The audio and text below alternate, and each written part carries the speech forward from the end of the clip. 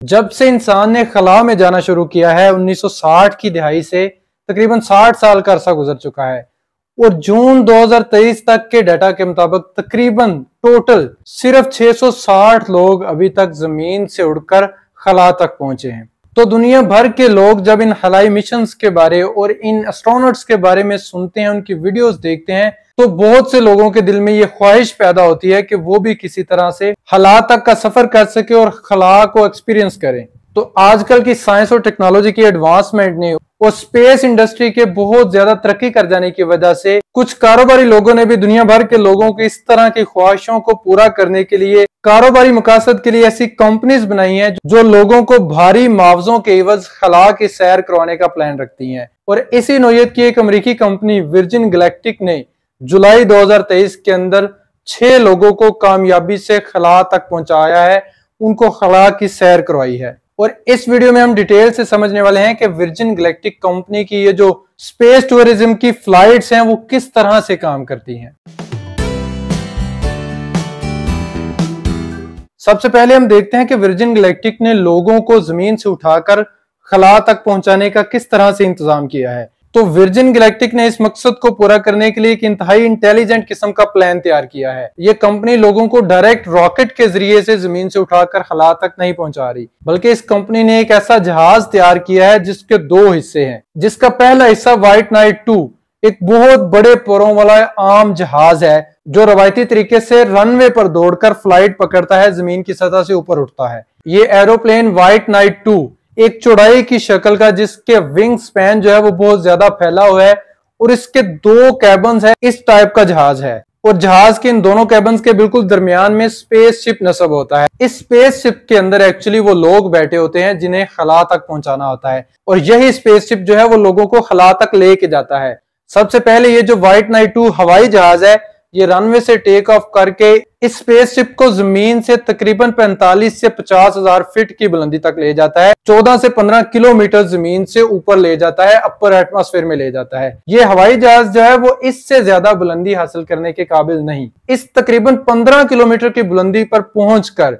इस जहाज के दरमियान में मौजूद स्पेस व्हीकल जिसका नाम वर्जिन गैलेक्टिक स्पेसशिप 2 है, VSS यूनिटी जिसका नाम रखा गया है, वो इस हवाई जहाज से व्हाइट नाइट 2 से सेपरेट हो जाता है। और इस VSS यूनिटी को चलाने के लिए, ऑपरेट करने के लिए भी इसके अंदर 2 पायलट मौजूद होते हैं और साथ ही इसकी कैपेसिटी के अकॉर्डिंग 6 ऐसे लोग मौजूद होते हैं जिन्होंने भारी मुआवजा अदा करके, लाखों डॉलर अदा करके इस जहाज की टिकट खरीदी होती है खला की सैर करने के लिए। इस VSS यूनिटी के अंदर आम हवाई जहाजों वाला इंजन नहीं, बल्कि इसके अंदर रॉकेट्स वाला थ्रस्ट इंजन लगा हुआ है। इस VSS यूनिटी का थ्रस्ट इंजन जिसका नाम भी रॉकेट इंजन 2 है, वो हवाई जहाज से अलग होने के बाद इग्निट करता है, जलने लगता है और इस जलने के दौरान ये 310 किलो न्यूटन तक की थ्रस्ट प्रोड्यूस करता है और इस थ्रस्ट के साथ ये टोटल 60 से 70 सेकेंड्स तक जलता रहता है। और इस 60 से 70 मिनट तक जलने के बाद ये इस जहाज की स्पीड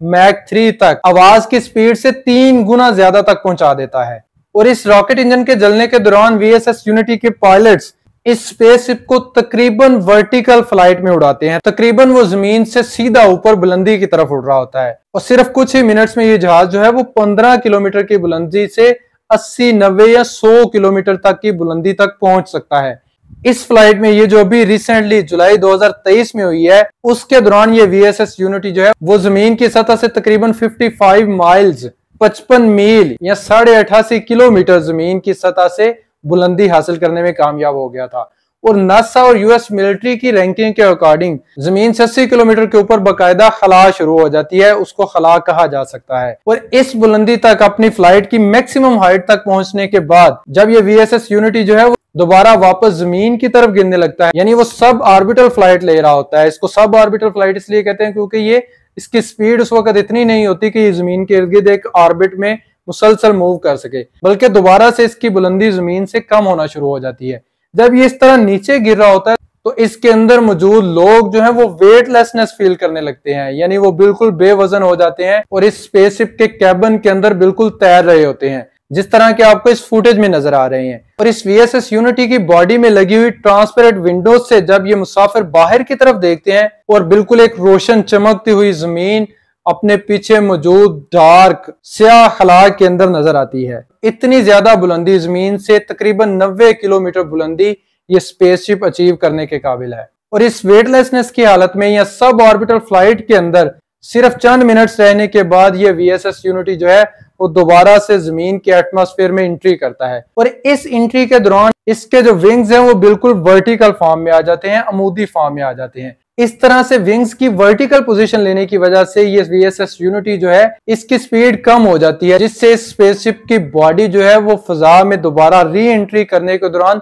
बहुत ज्यादा गर्म नहीं होती। और एक दफा फिजा में एंटर होने के बाद जब इसकी जमीन की सतह से बुलंदी जो है वो सिर्फ 20 से 25 किलोमीटर रह जाती है, तो इसके ये विंग्स जो हैं वो दोबारा सीधे हो जाते हैं, जिससे ये जहाज जो है वो हवा के अंदर ग्लाइड करने लगता है, तैरने लगता है। इस वक्त इसके साथ कोई किसी किस्म का इंजन मौजूद नहीं होता, क्योंकि इसके साथ जो रॉकेट इंजन मौजूद था वो पहले ही बर्न ऑफ कर चुका है, उसका सारा फ्यूल जो है वो यूज हो चुका है। और ये जहाज सिर्फ ग्लाइड करता हुआ अपनी करीबी रनवे पर बिल्कुल आम जहाज की तरह लैंड कर जाता है। इस तरह से स्पेसशिप को जहाज के जरिए जमीन से 15 किलोमीटर ऊपर ले जाकर लॉन्च करने का जो तरीकाकार इस कंपनी ने अपनाया है, ये एक इंतहाई इंटेलिजेंट आइडिया है। वो इसलिए कि किसी भी रॉकेट का जमीन से उठने का मरहला जो है वो सबसे ज्यादा मुश्किल होता है, क्योंकि जमीन के करीब एक दफा उस रॉकेट को जमीन से उठाकर ऊपर की तरफ एक्सेलरेट करना जो है वो सबसे ज्यादा मुश्किल मरहला है। इस पहले मरहले में हमेशा रॉकेट को बहुत ज्यादा जोर लगाकर, बहुत ज्यादा थ्रस्ट प्रोड्यूस करके जमीन से ऊपर उठना पड़ता है,